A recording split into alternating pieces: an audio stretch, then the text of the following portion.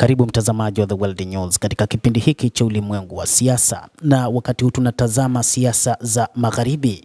Viongozi wa Ulaya Magharibi wanaendesha vita vya kimya kimya dhidi ya rais wa Marekani Donald Trump, na hii ni kwa mujibu wa rais wa zamani wa Urusi na naibu katibu wa Baraza la Usalama la Urusi Dmitry Medvedev, ambaye amedai hayo.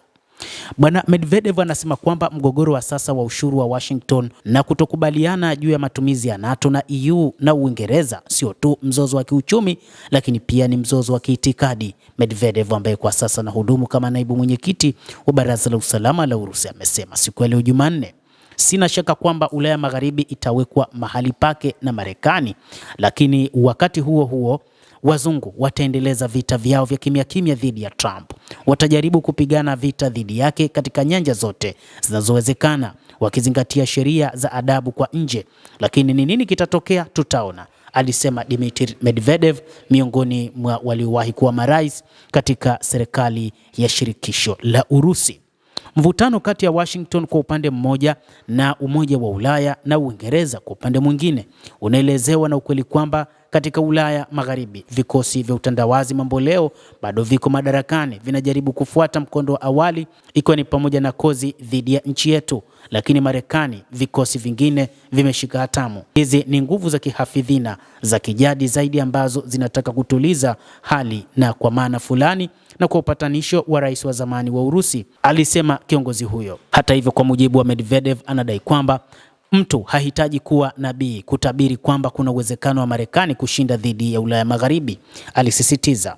Nchi hizo za Ulaya Magharibi ziliamua kutaka kuhakikisha wanaitenga Marekani, huku wakiongozwa na Ufaransa na Uingereza, lakini jambo hili halitowezekana hata mara moja, anasema Medvedev. Hata hivyo, alisema kwamba nchi hizo za Magharibi zilikuwa na mpango wa kufanya vita dhidi ya Urusi, lakini tuambie tu kamwe hawatoweza, na tutajaribu kutumia kila aina ya silaha yakiwemo makombora ya nyuklia kuhakikisha hawana lolote ambalo wataweza kufanikisha dhidi ya Warusi.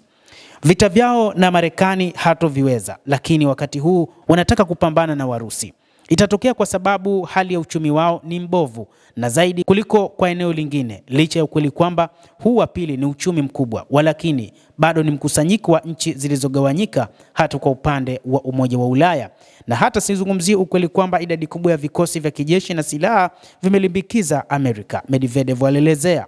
Medvedev alisema kwamba nchi hizo za Ulaya kwa kiasi kikubwa zinategemea mataifa matatu ama manne tu, na ni kwa sababu hazina umoja na mshikamano. Hata katika kipindi cha vita vinavyoendelea nchini Ukraine, mwanzoni kabisa mataifa hayo yalikuwa na nia moja ya mapambano ya pamoja dhidi ya Urusi na kuweka vikwazo vingi kabisa kadri iwezekanavyo, lakini ilishindikana, na kwamba baadhi ya mataifa yakahisi kwamba hali ya uchumi itakuwa ngumu zaidi, na mwisho wa siku wakaamua kuwa pamoja na Urusi na hatimaye kuendelea kushirikiana na Urusi katika masuala ya kiuchumi kwa kuhitaji nishati muhimu ya mafuta pamoja na gesi kutoka nchini Urusi. Mtazamaji wa The World News, hayo ndiyo yanayoelezwa na Bwana Dmitry Medvedev, rais wa zamani wa Urusi, lakini pia